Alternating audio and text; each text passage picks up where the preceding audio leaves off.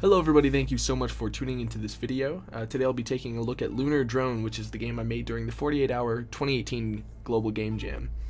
This is just the title menu, obviously. It's a bit basic, but it allows you to see the CRT screen shader effect. This game was written almost from scratch in C-Style C++ using OpenGL for rendering. I did use a few libraries like GLFW and OpenAL as well. Here in the options menu, you can see I have a few things that I can modify. The entire menu wasn't ever fully completed, so for example I can't modify any gamepad controls, but I can modify keyboard controls if I come in here, and I can modify the key bindings for various controls in the game. So if I select move up, I can change that to, for example, the arrow keys if I wanted to, though I do like WASD, so I'll keep those there. I can also modify audio settings in here where I can control different types of volume. So right now I'm controlling the master volume, which just basically scales all audio within the game to a particular setting. I can also control the music independently, the user interface independently, and also sounds that entities make independently. So yeah, there's nothing in the graphics menu. Didn't really get there. Didn't have anything really to put in there. There was nothing that I could think that the user would want to modify. Maybe you would want to have a CRT screen shader toggle in there. In the screen menu, there's just a full screen option. But without further ado, I'm going to jump into the game. So the entire premise of the game is that you, as the player, control a set of drones remotely to explore a moon filled with a bunch of riches. There are 3 different types of drones, one of which is an explorer drone, which I will spawn now. Those are all upgrades and stuff that you can get. I don't have the resources right now, but I can spawn just your standard explorer drone. There are also digger drones, which automatically mine the ore on the moon, and fighters, which automatically fight these aliens that can come attack you. So you can see I'm kind of flying around here. The game's art style was intentionally made very retro.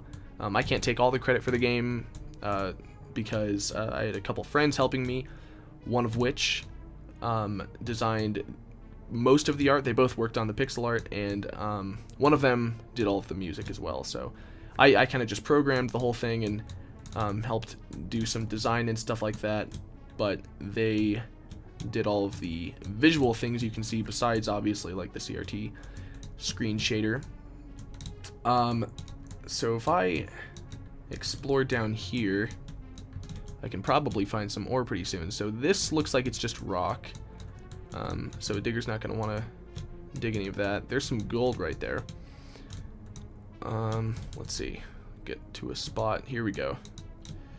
So if I sit right here, I can spawn a digger, and diggers will just automatically mine ore around them. I don't actually have to, I actually can't control them. Looking back, this is probably one of the modifications I would make. I would actually allow the player to consciously control diggers and also fighters, because they just both work automatically right now. Though I would make explorers probably the fastest. But that's effectively how a digger works. Let's see if I can find some more ore. Right now I only have 3 spots for drones, but that can increase depending on how many resources I acquire. That one's just sitting there now. It doesn't have any ore to mine, so I'll come up here and lead it to some. Come with me.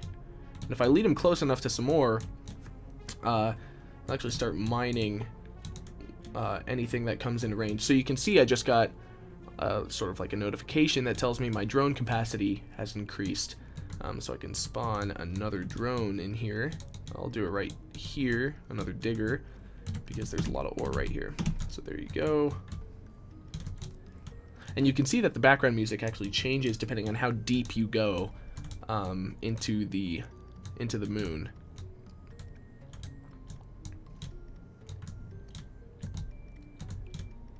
So we can see a lot of different ores cropping up down here. Here we go. This will be good. Also got another drone spot, so I'll spawn one in right there.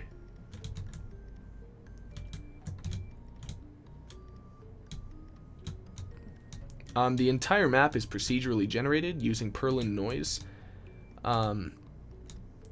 It's random every single time that you start the game.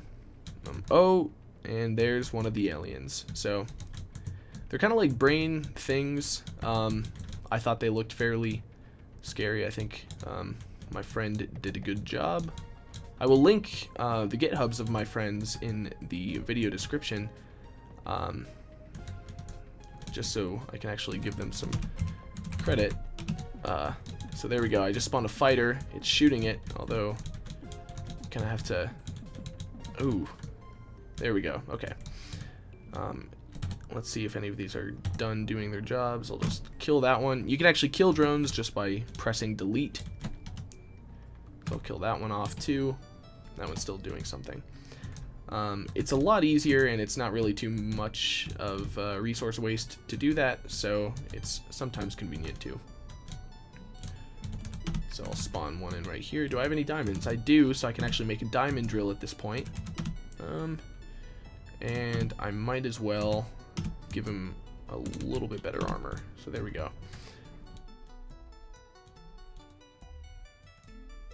And if I go deep enough, then ore actually just stops spawning altogether. And I just actually hurt myself, so you can see that the game's particle system is being used right there when a drone is sparking. And I actually forgot to mention that you could already see that actually when the alien was killed, because there was like an explosion effect that was all done with the game's particle system. So I have a lot of drone spots here that I'm not using. Might be good to mine some of this stuff. I think that's some unobtainium is what we called it. I'll use a digger drill. Or I meant a diamond drill, actually. Diamond drills actually increase the yield per block of ore that they mine, so if you just have a steel drill, it'll get you, I think, 10 ore per block, and diamond drills will actually get you, I think, 15 or 20 per block. So it's definitely an advantage to have a diamond-tipped drill. I'll leave this guy up here.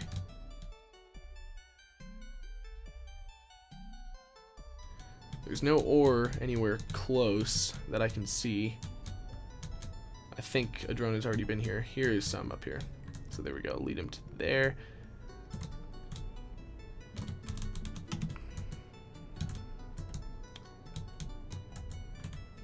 There's that fighter. Uh-oh. Uh-oh.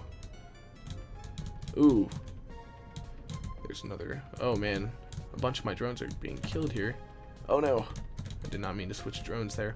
You can switch drones just by hitting their corresponding number key. Uh-oh. Well, I could not act fast enough there. Let me spawn a explorer in here. There he is. So we'll spawn in a fighter. Oof. I'm losing drones fast.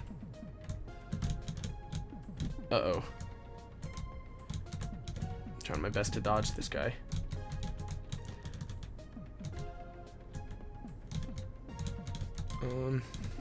There we go. Okay. Well, that's pretty much all there is to the game. There's a lot, were you to keep working on this game, there'd be a lot to do. Obviously, there's some balancing. I'm already pretty rich within the game. I actually have the capability of creating drones that see in different types of light. Well, not necessarily light, but I can make one that sees electromagnetic stuff. So if I spawn one of those and I switch to it, you can see that everything actually changes, and it allows me to see enemies easier, so you can see it's getting a little bit more purple, and there's one right there, so it's leading me there. There isn't too much of a utility besides that. You know, if I were to keep working on this, I would probably start by, you know, having more utility added to various explorer vision types. But all in all, it's still pretty entertaining to just fight off aliens and mine and stuff like that. Even without an explicit purpose to, it is pretty fun to do so. So, yeah, this was all done in 48 hours. I was pretty happy with how it all turned out, and how fluid everything works, and there's not really, to my knowledge, there's no crash bugs or anything. It all functions fairly well. So yeah, that is Lunar Drone. So I'm going to go ahead and return to the menu.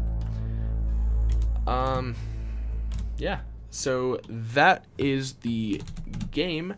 Hopefully you enjoyed watching this video. Let me know if you have any questions about the game or about the technologies that were used or anything along those lines.